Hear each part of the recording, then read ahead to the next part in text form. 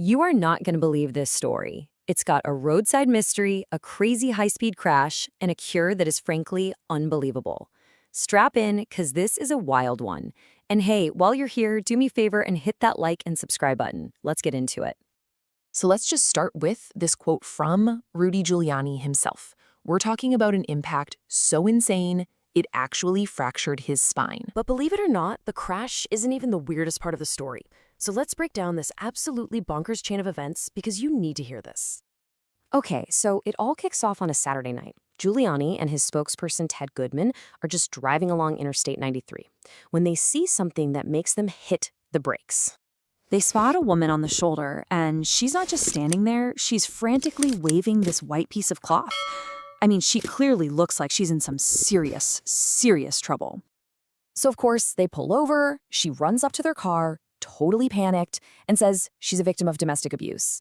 Giuliani's first thought is, okay, let's get her in the car, get her to safety. But Goodman, his spokesperson, kind of pumps the brakes. He points out there's a second person nearby, but you can't see their face at all because it's hidden by a phone flashlight. And Giuliani notices that the woman, for someone who's so panicked, doesn't look disheveled or hurt.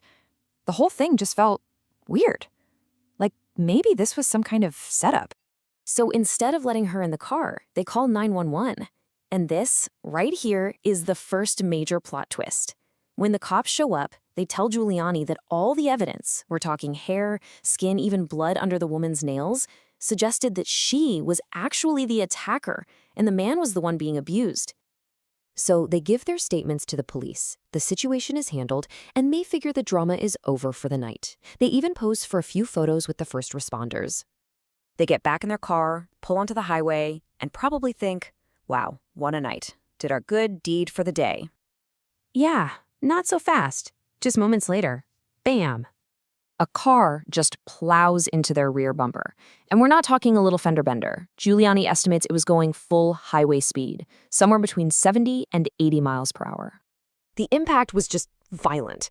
He describes getting thrown forward and then viciously snapped back. And he said he felt this immediate, short pain right in the middle of his body.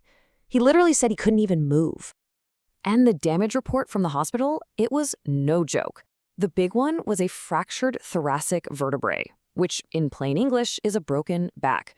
And that's on top of cuts, sores, and aches all over his body. So a broken back.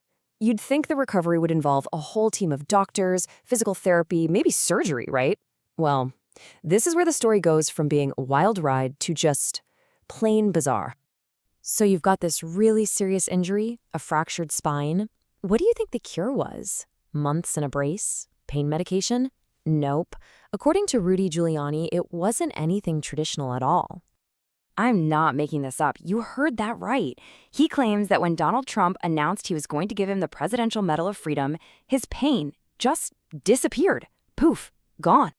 And get this, he even came up with a nickname for him, President Dr. Trump.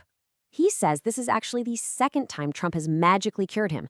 The first time, he claims, was from COVID-19, when Trump apparently just ordered the doctors what to prescribe. Okay, so what's the official story here, outside of all of that? Let's take a quick look at what the police actually confirm.